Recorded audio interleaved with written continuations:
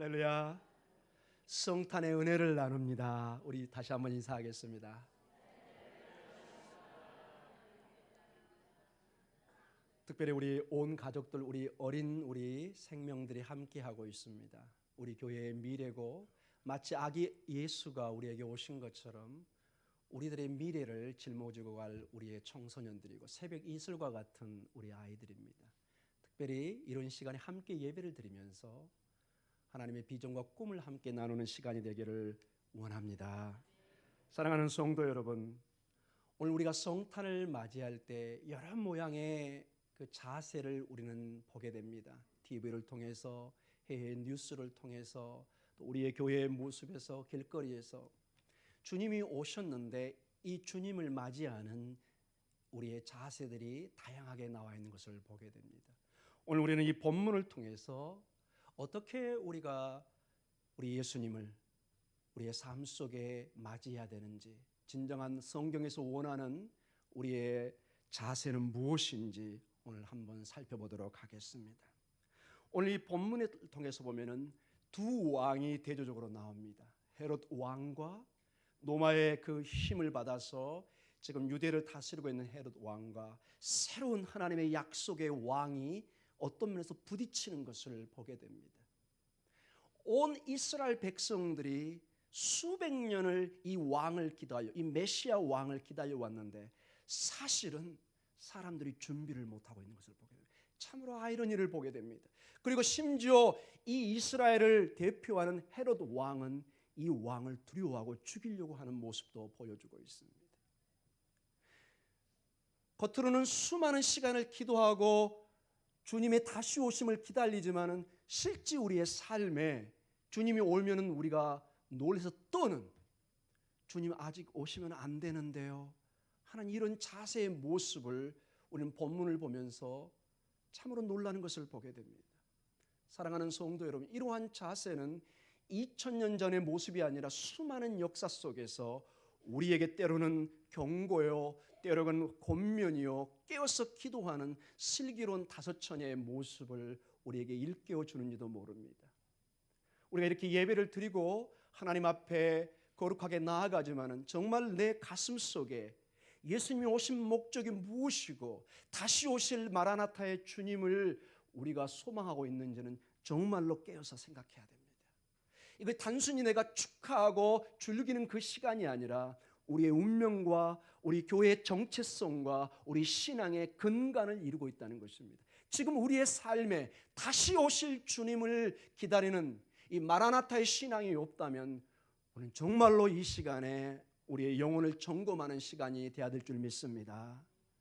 성탄을 축하한다는 것은 이제 2000년 전에 오신 그 주님이 아니라 다시 오실, 마치 이스라엘 백성들이 수백 년을 기다렸던 것처럼 이제 곧 오실 주님을 기다리는 자세와 동일선상에 있다는 것입니다.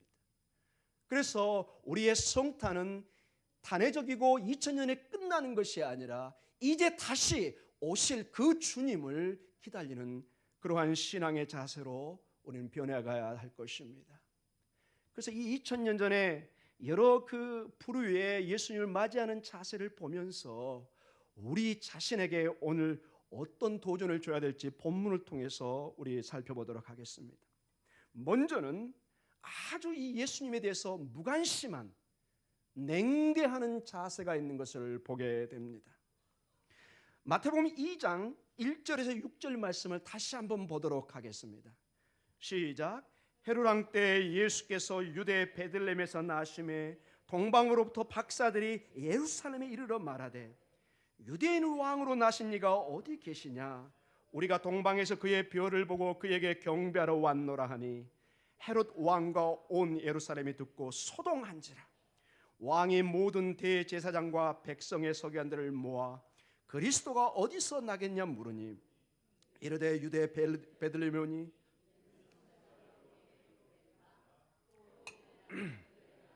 너는 유대 고을 중에서 가장 작지 아니하도다. 내게서 한 다스리는 자가 나와서 내 백성 이스라엘의 목자가 되리라 하였음이니이다. 이 말씀을 보면은 크게 우리가 무엇을 잡아낼 것이 없습니다. 그러나 우리가 깊이 이 말씀의 흐름과 그 말씀 속에 있는 그 어떤 그 신앙의 모습을 보면 분명히 어떤 것이 있는 것을 보게 됩니다. 이 냉담한 반응에 세 부류의 사람들이 나옵니다. 먼저 예루살렘 백성들의 모습이 나오고 모든 제사장과 백성의 서기관들이 3절과 4절에 집중적으로 나와 있습니다. 자, 3절에 헤롯 왕과 온 예루살렘이, 즉 예루살렘의 백성들이 이 소식을 듣고 믿음으로 엎드려서 예배 자리로 가는 것이 아니라 소동이 일어납니다. 우와, 이게 무슨 말인가? 전혀 여러분 예상치 않은 반응입니다. 그들은 이미 수백 년 동안 약속으로 예언의 별이 하나님의 메시아가 올 것을 고백하고 배우고 기다리고 있었는데 정작 그 메시아가 왔는데 소동을 일으킵니다. 진정으로 준비가 안 되어 있는 것을 보게 됩니다. 그리고 더 중요한 것이 4절에 왕의 모든 대제사장과 백성의 서기관들, 바리새인과 사두개인과 이 대제사장, 즉 그 당시에 성전을 끌어가고 있고 산헤드린이라는 전체 이스라엘의 리더였습니다. 이들은 종교, 정치 모든 것에 깊게 관여해서 이스라엘 백성들을 선도해가는 중요한 지도자들이었습니다. 그들은 주님의 예언은 말을 해줍니다. 미가서 5장 2절에 이런 일이 있어요. 줄줄줄 탑고 학교에서 점수는 100점이 나옵니다. 그러나 그 사람을 정작 사회에 쓰면 빵점에 아무 일도 하지 못하는, 그저 공부를 암송해가지고 하는 그런 공부의 학생의 모습처럼 진정으로 학교에서 배우는 공부의 모습이 삶의 지혜와 인격을 배워서 정말로 사회에 건강한 한 사람으로 나오기 위해서 우리가 학교 교육이 되는데, 학교에서 때로는 1등이 사회에서 전혀 적용하지 못하는 모습을 볼 때 우리는 놀랄 때가 있습니다.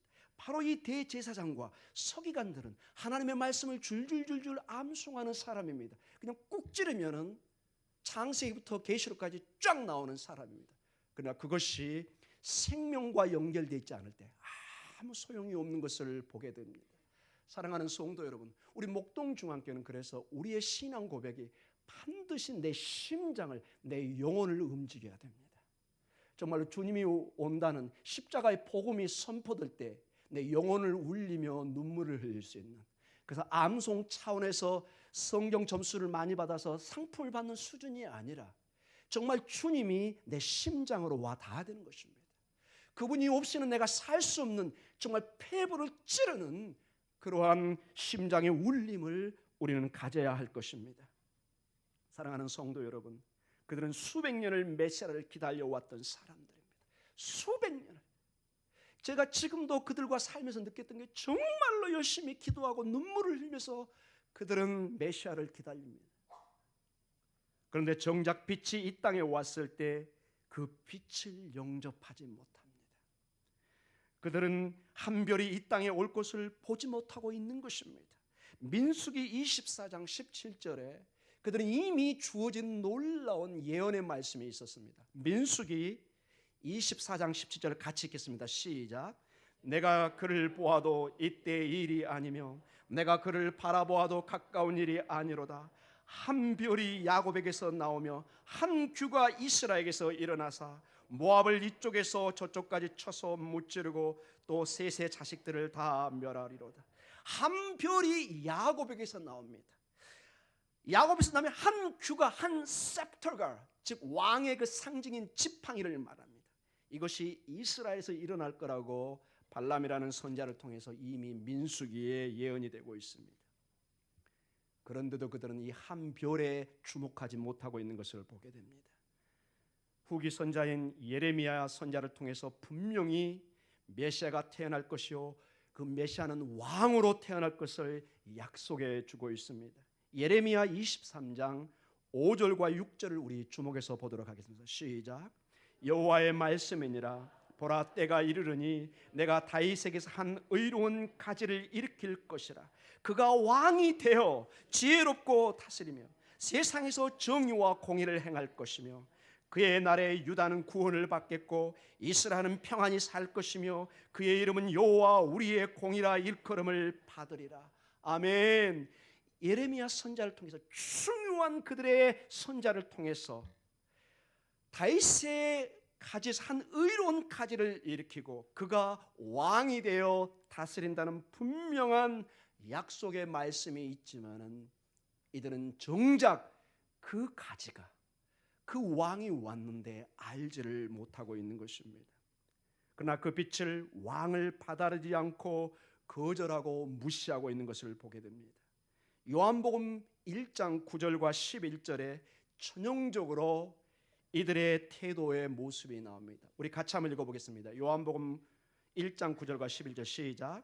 참빛 곧 세상에서 와서 각 사람에게 비추는 빛이 있었나니 그가 세상에 계셨으며 세상은 그로 말미암아 지은 바 되었으되 세상에 그를 알지 못하였고 자기 땅에 오매 자기 백성이 영접하지 아니하였으나, 자기 백성이, 이스라엘 백성들이 그냥 신호를 안 주는 것도 아니고 저 동방에서 현인이 와서 이 별의 의미를 묻고 어디에서 이 일들이 일어나고 묻는데 아직도 그들은 알지 못하고 있는 것을 보게 됩니다.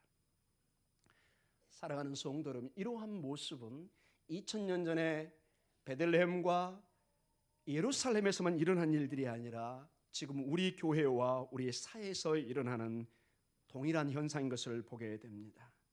현대 교회는 이와 비슷한 경향을 보이고 있습니다. 우리는 우리의 왕이 없는 것 같이 세상에서 살아가는 바쁜 삶을 살아갑니다. 이것은 마치 혼란 시대의 사사기의 모습과 비슷한 모습을 보여주고 있습니다. 내 중심으로 살아가는, 때로는 이 예배에 한번 나오는 것도 정말로 어려워하는 분들이 계십니다.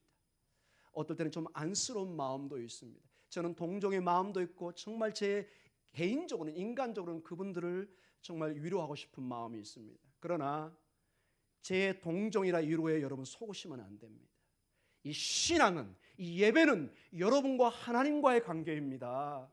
마지막 때는 여러분 그 누구도 이걸 대신해 줄 수가 없습니다. 여러분의 운명이 하나님 앞에 섰을 때는 우리의 예배가, 그 하나님과의 관계는 정말로 중요한 관계인 것을 여러분 보게 됩니다.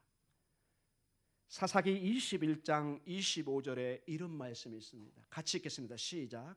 그때 이스라엘의 왕이 없으므로 사람이 각기 자기의 소견에 옳은 대로 행하였더라. 왕이 없으므로, 진정한 의의 왕이 없으니까 전 사회가 어두워지고 제각기 사는데 이게 성공의 삶이 아니라 모든 것이 실패요 결국 멸망의 길인 것을 우리는 사사기를 통해서 보게 됩니다. 사랑하는 성도 여러분, 우리의 왕이신 예수 없이 살 것처럼 우리가 살아가지만은 그렇지 않다는 것입니다. 우리 교회의 목동중앙교회 여러분과 저의 삶에 이 예수 그리스도, 우리의 왕이 없이는 우리는 살 수 없습니다. 사나 죽은 것입니다. 그러나 그리스도 안에 있으면 우리는 죽으나 산 것입니다. 이 믿음으로 우리는 오늘도 담대히 나아가야 될 줄 믿습니다. 사랑하는 성도 여러분, 두 번째 태도는 여기보다 훨씬 더 강한 태도입니다. 적개심입니다. 악의를 가지고 우리에게 덤벼드는 자세입니다. 교회를 파괴하려는 자세입니다. 헤롯 대왕의 태도입니다. 마태복음 우리 2장 1절과 3절을 다시 한번 읽도록 하겠습니다. 시작. 헤롯 왕 때 예수께서 유대 베들레헴에서 나심에 동방으로부터 박사들이 예루살렘에 이르러 말하되 유대인으로 왕으로 나신 이가 어디 계시냐? 우리가 동방에서 그의 별을 보고 그에게 경배하러 왔노라. 헤롯 왕과 온 사람이 듣고 소동한지라. 자, 여기 이 본문에서는 헤롯 왕이 아직 어떤 액션을 취하지는 못하고 깜짝 놀랍니다. 자기의 왕위를 위협하는 어떤 존재로 느끼고 깜짝 놀랍니다. 여러분, 이 헤롯 왕은 얼마나 이 왕위를 두려워했냐면 자기의 친아들도 자기 왕권의 두려움을 느낄 때 죽였습니다. 이 역사의 기록에 나옵니다. 수영장에서 아들을 직접 아버지가 죽였습니다. 왜? 자기 자리를 위협한다고 공포를 느낀 겁니다. 그러니 이스라엘의 메시아 왕이 왔다는 이 얘기를 들었을 때 이 사람은 거의 정신병 수준으로 간 것입니다. 그래서 취한 행동이 마태복음 2장 13절의 행동입니다. 우리 같이 읽겠습니다. 마태복음 2장 13절입니다. 시작. 그들이 떠난 후에 주의 사자가 요셉에게 현명하여 이르되 헤롯이 아기를 찾아 죽이려 하니 일어나 아기와 그의 어머니를 데리고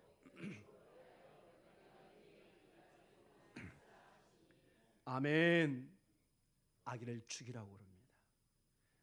아주 적대적인 모습을 보게 됩니다.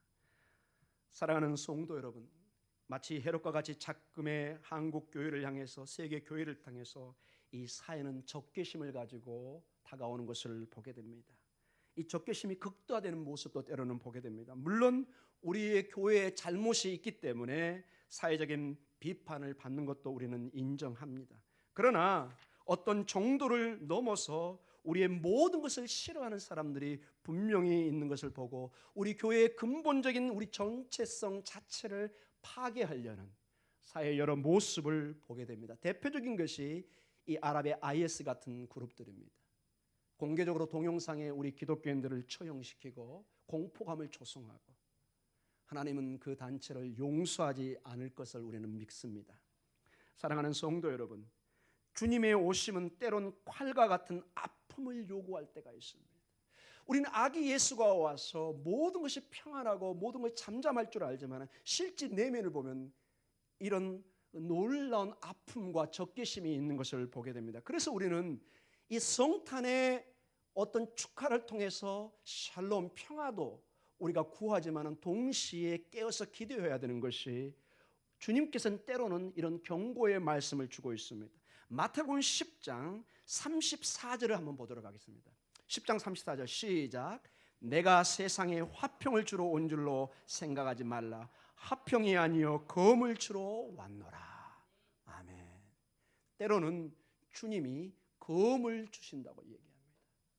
그래서 우리 안에 때로는 무서운 신앙을 지켜야 되는, 때로는 내 신앙 때문에 내가 목숨을 내놔야 되는 이런 모습도 보게 됩니다.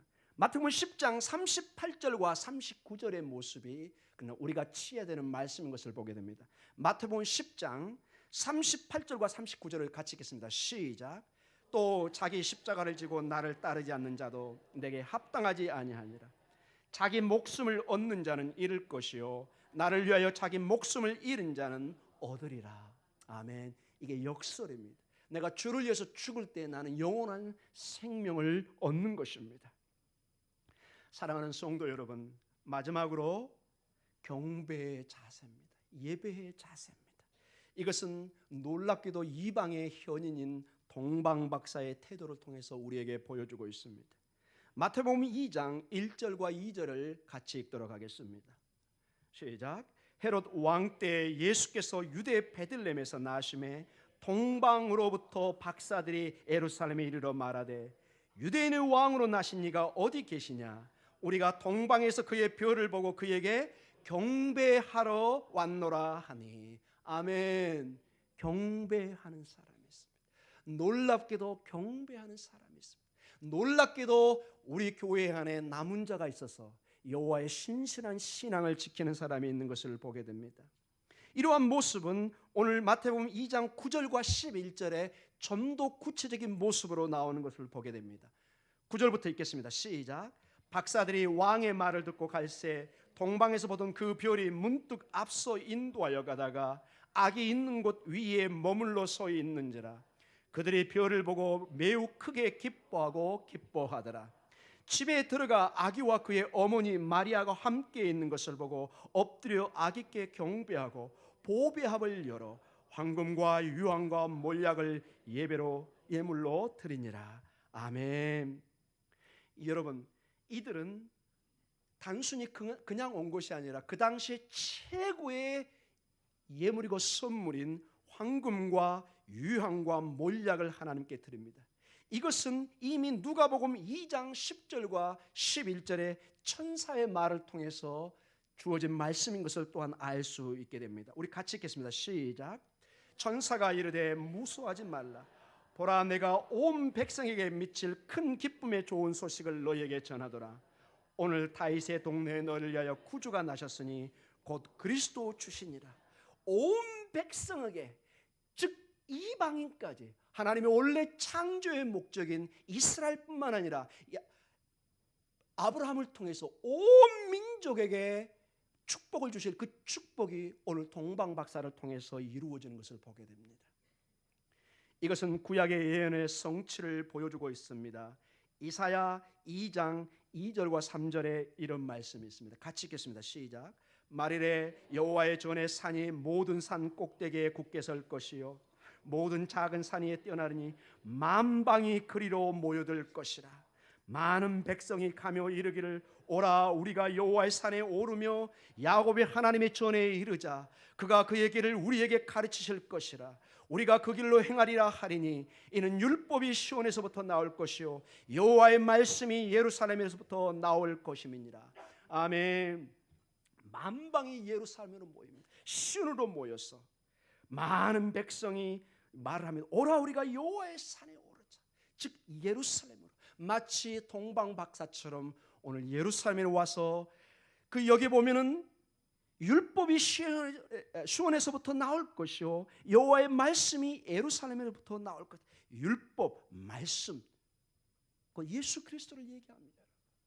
결국 말씀이 예수 그리스도입니다. 하나님의 말씀인 진정한 그 말씀이 그리스도 안에 이루어지고 있고 만방이 그 말씀으로 말미암아 축복을 얻는 것을 보여주고 있습니다. 이사야 60장 1절과 5절에는 좀 더 구체적으로 이 내용이 나와 있습니다. 같이 읽도록 하겠습니다. 시작. 일어나라 빛을 발하라 이는 내 빛이 이르렀고 여호와의 영광이 내 위에 임하였음이니라.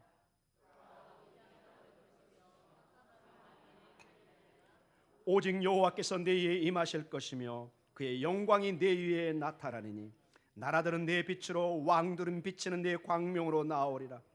내 눈을 들어 사방을 보라. 무리가 다 모여 내게로 오느니라. 내 아들들은 먼 곳에서 오겠고 내 딸들은 안기어 올 것이라.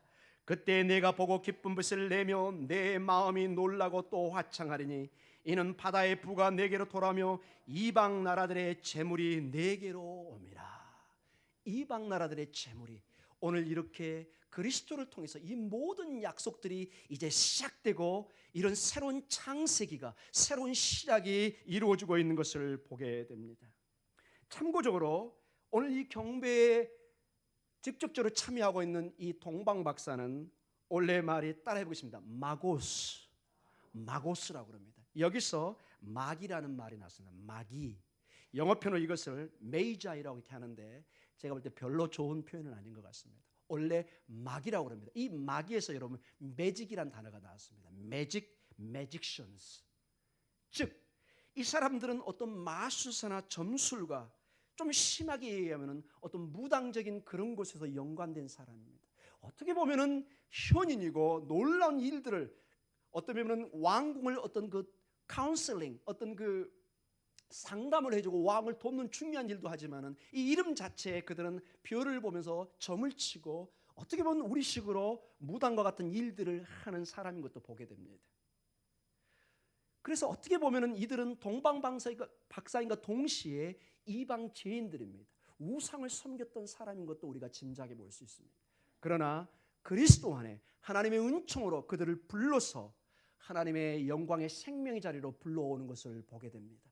하나님의 은혜는 바로 이런 죄인을 위해서 온 것인 것을 보게 됩니다. 내가 온 것은 의인을 위한 것이 아니라 바로 죄인을 위해서 왔다는 주님의 이 약속의 말씀이 오늘 성취되고 있는 것을 또한 보게 됩니다. 또한 놀라운 것은 이들이 바벨론 지역에서 왔다는 것입니다. 바벨론 지역. 여러분 이 지역은 지리상 최소한 6개월 이상이 걸립니다. 몇 개월이요? 6개월 이상. 제 말이 의심스러우면은 한 1년을 여러분 휴가 내시고 배낭을 치고 이라크 지역에서 출발하셔서 한번 오시면 됩니다. 참고적으로 건강은 제가 책임지지 못합니다. 여기는 정말 힘든 길입니다, 여러분. 여러분 생각에 지금 오토바이나 차나 비행기나 이런 거 생각하는데 이 지금 시기가 2000년 전입니다. 모든 것을 걸어서 또는 낙타나 말을 타고 와야 되는데 쉬운 길이 아니었습니다. 긴 여정의 어려운 길이었고 순례의 길인 것을 보게 됩니다. 비록 그들은 점성과 또는 어떤 그 우상적인 그런 것을 관여했지 모르지만 그들의 영혼에 빛이 비치고 그 별의 신비함과 어떤 말할 수 없는 하나님의 은총 속에 끌리는 그걸 통해서 진리의 별을 따라오는 모습이 보이는데 그들의 정성과 태도는 과히 경이스러울 정도입니다. 사랑하는 성도 여러분, 주님 앞에 나오는 모습을 통해서 하나님께서 죄인을 찾는 모습을 다시 한번 보여주고 있습니다. 여러분과 저에게 이 마귀처럼, 이 동방박사처럼 정말 긴 여정이지만 주님 앞에 나오는 마음의 자세가 있는지를 우리는 살펴봐야 될 것입니다. 우리는 때로는 교회에 나오는 것을 무척 힘들어합니다. 예배 드리는 것을 굉장히 힘들어합니다. 제가 중국에 잠깐 있을 때 제가 한번 설교 중에 얘기했던 기억이 납니다. 제가 직접 그분은 보지는 못했지만 그 조선족 그분들에게 직접 들은 얘기입니다. 북한의 어떤 그 한 사람이 거의 아침 새벽에 출발해서 오후 2시나 3시쯤에 도착해서 그 중국에 있는 교회 방향을 보면서 기도하고 또 바로 7시간, 8시간을 걸어서 자기 집으로 돌아간다는 얘기를 들었습니다. 사랑하는 성도 여러분, 우리가 북한 교회를 위해서 불쌍한 마음으로 기도하지만 어떤 분은 이런 얘기를 했습니다. 북한의 지하교회의 그 눈물의 기도가 우리 남한의 교회를 살리고 있다고. 그들은 정말로 간절한 이 마음이 있는 것을 보게 됩니다. 사랑하는 성도 여러분, 우리는 이제 우리의 그리스도를 향한 첫사랑을 회복해야 될 때입니다. 사랑하는 성도 여러분, 우리가 어려울 때 60년대, 70년대 그 겨울에 추울 때 고구마 하나 들고 3일길 가서 사경회를 참석하고 부흥회를 했던 그 열정을 우리는 많이 잃어버린 것을 보게 됩니다. 사랑하는 성도 여러분, 이것은 오늘 우리에게 결단을 요구합니다. 우리가 6개월, 7개월 그런 것을 요구하지 않지만은 그런 자세로 우리 주님 앞에 나와야 되는 그런 것을 우리는 도전을 받게 됩니다. 사랑하는 성도 여러분, 그러나 여기서 또한 한 가지 특이한 점이 이들이 바벨론 지역에서 왔다는 것입니다. 여러분 어디서 왔다고요? 바벨론 지역입니다. 뭐가 여러분 생각나시죠? 이스라엘 백성들이 포로로 잡혀갔던 곳입니다. 이스라엘 백성들이 완전히 자유를 잃어버리고 집과 고향과 약속의 땅을 떠나서 갔던 장소가 바로 바벨론 지역에서, 아수르와 바벨론 지역이었습니다. 그런데 이제 거기에 살고 있는 가장 영향력을 미칠 수 있는 거기에 박사들이 직접 예물을 들고 와서 어린 그리스도에게 이 예배를 드리는 것을 보게 됩니다. 이제는 바벨론의 포로기가 이 진정한 왕을 통해서 완전히 끝난 것을 보게 됩니다. 진정한 이 바벨론의 포로적인 이 영적인 이 어둠의 세계가 한 왕인 이 어린 왕인 예수 그리스도를 통해서 완전히 새롭게 변화되는 것을 보여주고 있는 것을 우리가 보게 됩니다. 어떻게 이걸 알 수 있느냐? 여러분 에스겔서에 보면은 특이한 현상이 하나 일어납니다. 에스겔서 보면은 포로기에 하나님의 영광이 떠난다는 무서운 내용이 나와 있습니다. 에스겔서 10장 18절의 모습에 한번 보도록 하겠습니다. 같이 읽겠습니다. 시작. 여호와의 영광이 성전 문지방을 떠나서 그룹들 위에 머무르니. 유대인들은 단 한 번도 하나님의 쉐키나 하나님의 임재가 성전에서 떠난다는 생각을 해본 적이 없었습니다. 그런데 에스겔 선지자가 환상 가운데 하나님의 계시를 보니 그 영광이 떠납니다. 교회에서 때로는 하나님의 영광이 떠날 수 있다는 것을 보여주고 있습니다. 이건 때로는 무서운 얘기입니다. 우리 교회는 하나님의 항상 은혜가 있을 것이다. 이런 걸 너무 자신하면 안 됩니다. 그리스도의 이 진리의 영을 붙들지 않으면 하나님의 영은 떠날 수가 있습니다. 우리 한국 교회를 버릴 수도 있습니다. 교만해서는 안 됩니다. 그래서 이 떠난 영이 하나님의 영광이 돌아왔다는 얘기가 없습니다. 그 후기 다른 문서들에 보면. 그런데 오늘 이 복음서에 특히 마태복음이나 이 누가복음을 보면은 이제 동방박사 저 바벨론을 살던 그들이 직접 몸소 수개월의 이 어려움을 뚫고 이 아기 예수께 경배하는 모습을 통해서 이제 포로기가 끝나고 진정한 하나님의 창세기가 하나님의 나라가 도래되는 것을 우리에게 보여주고 있습니다. 아멘. 이 그리스도를 통해서 이제 더 이상 포로기는 우리에게 있지 않고 진정한 해방의 날이, 진정한 생명의 시작이 우리에게 주어지고 있는 것을 보여주고 있는 것입니다. 예수 그리스도가 우리에게 생명을, 우리에게 새로운 창세기를, 새로운 시작을, 영원한 세계의 문을 여신 것입니다. 왜 우리가 이 하나님을 예배해야 되느냐? 바로 이 예수 그리스도가 우리를 죽음에서 부활로 연결하는 영원한 창세기를, 영원한 생명을 주셨기 때문에 그러는 것입니다. 고린도후서 4장 6절에 바로 이 그리스도가 하나님의 영광인 것을 보여주고 있습니다. 같이 읽겠습니다. 시작. 어두운 데에 빛이 그 하늘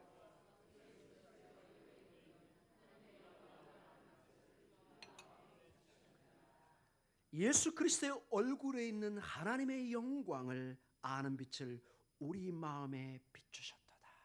아멘. 예수 그리스도는 하나님의 영광입니다.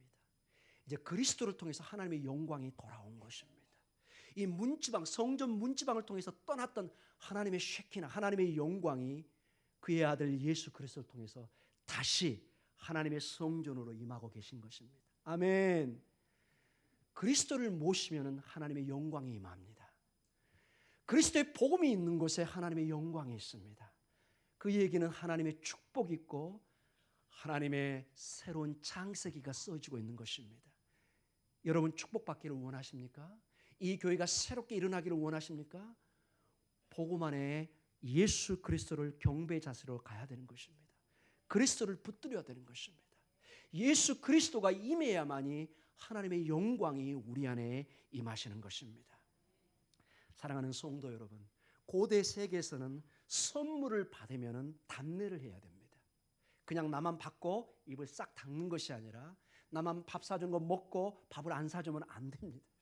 밥을 사줘야 됩니다. 때로는. 사랑하는 성도 여러분, 그런데 오늘 본문에 보면은 동방 박사가 뭘 받아서 갔다는 얘기가 있어요, 없어요? 없습니다. 그런 본문이 있으면 저한테 나중에 알려주십시오. 놀라운 그 소식입니다. 오늘 본문에는 아무런 답례가 없습니다. 이것은 어떤 면에서 고대의 관습을 깨는 것입니다. 그런데 여기에는 깊은 마태 저자의 큰 의도가 있습니다. 사랑하는 성도 여러분, 지금 언뜻 가난한 이 요셉과 마리아 가정, 이 어린 아기는 아무것도 줄 수 없는 것처럼 보입니다. 그러나 진정한 선물을 주는 것을 보게 됩니다. 이 아들은 나중에 자기의 생명을 우리에게 선물로 주십니다. 아멘. 동방 박사들은 이 아기 예수를 통해서 영원한 생명의 선물을 받은 것입니다. 아멘. 이 그리스도가 우리 아이들이 아멘 하니까 너무 감사합니다. 우리 이 어린 생명들이 예수 그리스도의 이 죽으심과 부활을 통해서 우리에게 생명의 선물을 주신 것입니다. 사랑하는 성도 여러분, 이제 마지막으로 결론적으로 말씀을 마칩니다. 이 크리스마스 때 우리는 분주한 마음을 정리하고 경배, 예배의 자리로 가야 될 것입니다. 지금 당장 우리에게 주어지는 것은 아무것도 없는 것처럼 보입니다. 그러나 여러분의 영혼은 이 그리스도의 복음을 들을 때 이 동방 박사처럼 기뻐 뜁니다. 내 영혼은 압니다. 그 생명을 느끼며 뜁니다. 내 영혼이 예배를 드릴 때 기뻐 뛰는 것입니다. 왜냐? 내 영혼은 하나님의 형상으로 지어졌고 그 형상의 생명이, 그 호흡이 우리에게 주어질 때 나는 생명을 호흡하면서 기뻐하는 것입니다.